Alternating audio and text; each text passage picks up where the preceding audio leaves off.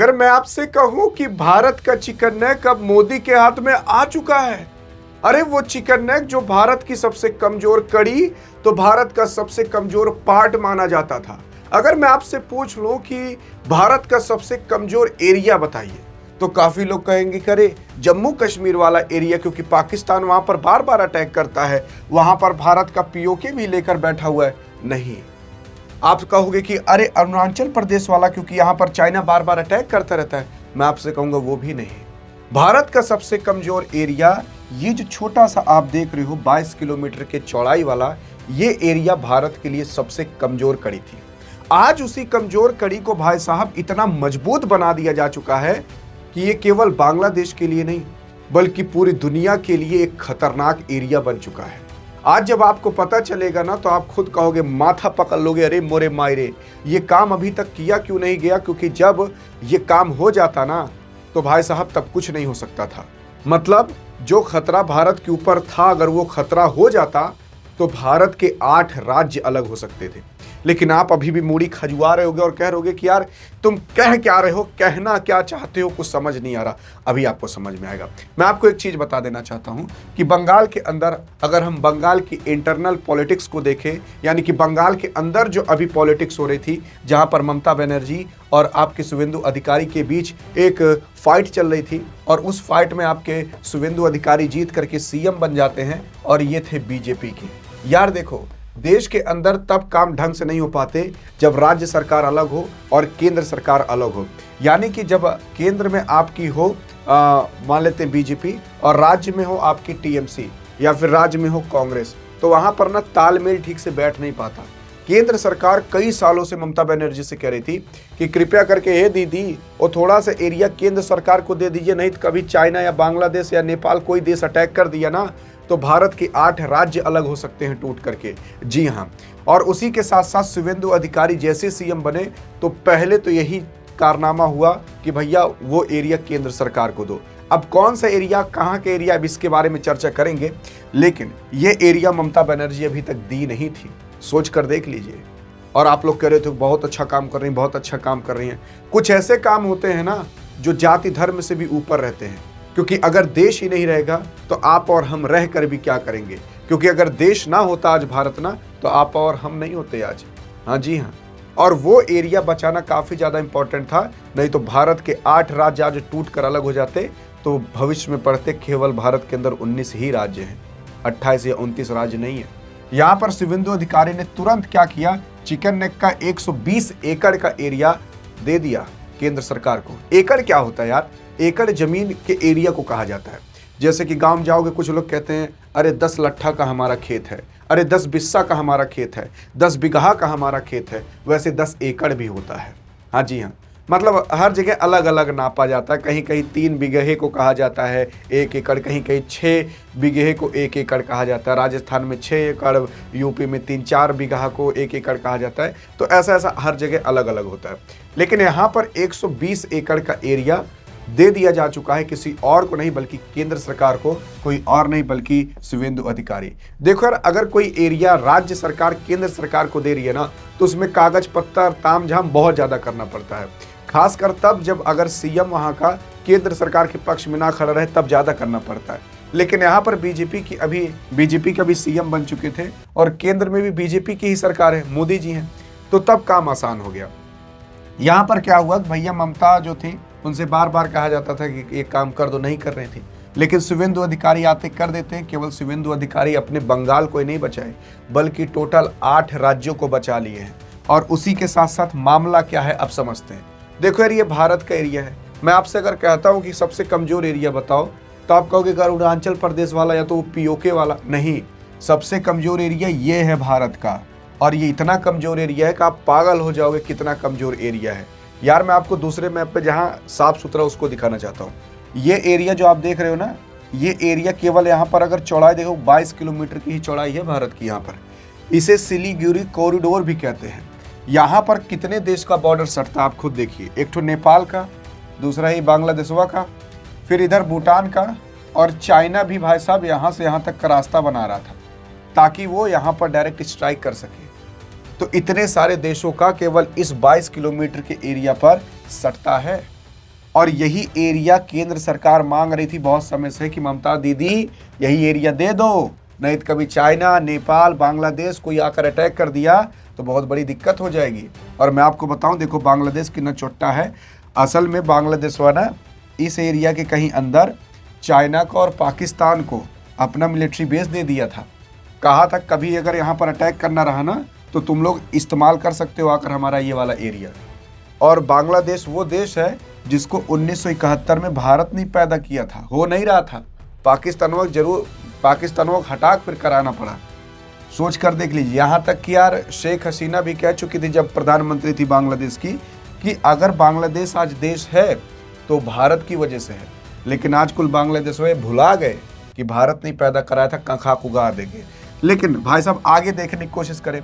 एक समय था जब मेघालय, ये भारत का राज्य है, मेघालय कह रहा था कि यार बांग्लादेश के लिए हम इतना कुछ किए, भारत इतना कुछ किया, एक काम करते हैं कि ये इतना कमज़ोर एरिया है भारत का, यहाँ पर इतने देश को लोग सटता है। अब मान लेते हैं कि अगर इस एरिया को बंद कर दिया जाए तो सिंपल सी बात है भारत की यहाँ से कनेक्टिविटी इन सब राज्यों में टूट जाएगी। ये राज्य भारत की 7 बहनें कही जाती हैं, 7 सिस्टर कहा जाता है, जहाँ पर अरुणाचल प्रदेश, आसाम, नागालैंड, मणिपुर, त्रिपुरा, मेघालय, ये सारे राज्य आते हैं। तो ये सारे जो राज्य हैं कैसे कनेक्ट हैं भारत से? इसी वाले एरिया से कनेक्ट हैं। अगर इस वाले एरिया को हटा दिया जाए तो भारत यहाँ से कनेक्टिविटी टूट जाएगी। और दूसरी चीज़, भारत को अगर यहाँ से इधर चावल भिजवाना रहा, मेडिसिन भिजवाना रहा, या फिर ये वाला अगर एरिया तोड़ दिया जाए तो चाइना अगर इधर अटैक भी कर दे तो भारत की जो सेना है वो यहाँ से यहाँ तक जा ही नहीं पाएगी, क्योंकि बीच में एरिया तो टूट गया। और यही बार बार बांग्लादेश पहले करने की कोशिश करता था। बांग्लादेश बार बार हिंदू मुस्लिम को भड़काता था, कहता था कि अगर सारे मुस्लिम खड़े हो जाएं, आकर यहाँ पर खड़े हो जाएं, 10 लाख मुस्लिम आकर खड़े हो जाएं तो हम इस चिकन नेक को तोड़ सकते हैं। इस तरीके से बांग्लादेश भारत के मुस्लिमों को भड़काने की कोशिश कर रहा था। लेकिन उनको क्या पता कि बांग्लादेश के मुस्लिम में और भारत के मुस्लिम में ज़मीन आसमान का अंतर है। अरे बेटा, जितनी तुम्हारी जनसंख्या नहीं है ना, उससे ज़्यादा तो भारत के अंदर मुसलमान हैं। मतलब सोच सकते हो, ये हाल है इनका। इतने गिरे हुए हैं ये लोग। 14-15 करोड़ आबादी है, कूदेंगे 140 करोड़ लोगों के ऊपर। अगर 140 करोड़ आकर यहीं से एक बार पेशाब कर दिए ना, लगेगा ये समुद्र है, इतना बड़ा एरिया बांग्लादेश। लेकिन अगर आप देखने की कोशिश करोगे तो ये वाला एरिया केंद्र सरकार को दिया क्यों गया? कुछ लोग के मन में ये सवाल आ रहा होगा। देखो ये मैप मैं आपको समझा देता हूँ। ये मैप थोड़ा जटिल लग रहा होगा लेकिन समझ जाओ। देखो ये बांग्लादेश नहीं छोड़ा, ये है भारत का ये चिकन नेक वाला एरिया जो मैंने आपको गोला करके दिखाया था। ये देख सकते हो जो सबसे सकरा एरिया है ना, वो केवल 22 किलोमीटर का ही है। और 22 किलोमीटर का एरिया बहुत बड़ा एरिया नहीं होता। बाइक से ही अगर आप ट्रेवल करोगे ना तो 20 मिनट के अंदर कर लोगे। केवल इतना ही चौड़ा ये एरिया है। अब सोच कर देख लीजिए, अगर भारत के फौजियों के यहाँ जाना रहा, लोगों को जाना रहा, और अगर इस एरिया पर चाइना मान लेते अपना कोई रेडार सिस्टम दूर से लगा कर रख लिया कि इंडियन आर्मी जा रही उड़ा दो, तो आराम से उड़ा सकता था। और इसी वजह से बहुत बड़ी दिक्कत का सामना करना पड़ता भारत को अगर कभी भारत और चाइना में लड़ाई हो जाती। यही वाला एरिया जो है ना, यही वाला एरिया अब केंद्र सरकार के हाथ में जा चुका है। क्योंकि केंद्र सरकार के हाथ में जितनी पावर होती है उतनी राज्य सरकार के हाथ में नहीं होती। अब केंद्र सरकार यानी कि जो मोदी वाली सरकार है वो यहाँ पर अब भेजेगी आर्मी, यहाँ पर बनवाएगी टनल्स, यहाँ पर अंडरग्राउंड में कई सारे भारत के हथियार रहेंगे, यहाँ पर खड़ा करेगी S-400। अब एक S-400 कितने देशों पर निगरानी रखेगा जानते हो? पूरा बांग्लादेश कवर करेगा, आधा नेपाल कवर करेगा, उधर चाइना तक लगभग कवर करेगा, भूटान को कवर करेगा। इतना बड़ा एरिया कवर करेगा। क्योंकि इतना ऊपर का एरिया केवल 72 किलोमीटर है। S-400 अगर आप सोचते हो कि केवल 400 किलोमीटर तक देख सकता है ना, गलत सोचते हो। लगभग वो 600 किलोमीटर तक देख सकता है। कोई मिसाल आ रही है कि नहीं? 400 किलोमीटर तक मार कर सकता है। तो इस वजह से यहाँ पर एक S-400 खड़ा हुआ तो सबकी भाई साहब किसी की आगे गीली पीछे, किसी की पीली होगी पीछे से। और उसी के साथ साथ अब मैं आपको एक चीज़ और बताना चाहता हूँ। ये जो आप देख रहे हो ना, ये भी आपको समझ नहीं आ रहा होगा। असल में ये इमेज अलग है, ये इमेज अलग है। ये देखो, ये इमेज अलग है, ये इमेज अलग है। इसी इमेज में समझते तब आप जान जाओगे। ये है तिब्बत, ऊपर मतलब चाइना है, तिब्बत चाइना के तो है। फिर यहाँ पर जो चाइना था ना, 2017 के अंदर आपने देखा होगा डोकलाम क्लैश हुआ था भारत और जो इंडियन आर्मी थी उन दोनों के बीच, कई दिन तक हुआ था इस तरीके से। तो यहाँ पर जो चाइना था ना, वो भाई साहब भूटान है, ये भूटान देश है, ये भारत का देख सकते हो, ये चिकन नेक है, इधर नेपाल है, ये वेस्ट बंगाल, ये सिक्किम, ये भूटान है। अब मैं आपको दिखाना चाहता हूँ भूटान कहाँ पर है। आप पहले मैप देख लो अच्छे से। ये देखो इस तरीके से ये वाले एरिया, ये भूटान है, हम ये वाले एरिया की बात कर रहे हैं, यही वाला एरिया जूम किया गया है।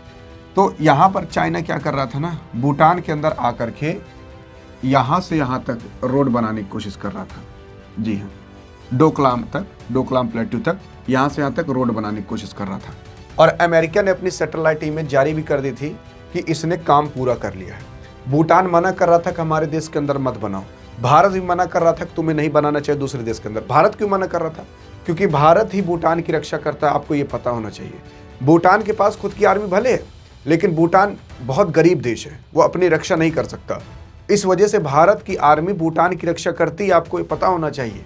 हाँ जी हाँ, जैसे जापान की रक्षा अमेरिका करता है ना वर्ल्ड वॉर 2 के बाद से, वैसे ही भूटान की रक्षा भारत करता है, और करना भी बहुत जरूरी है, नहीं तब तक भूटान कब का लूट उठ लिया होता आपका चाइना।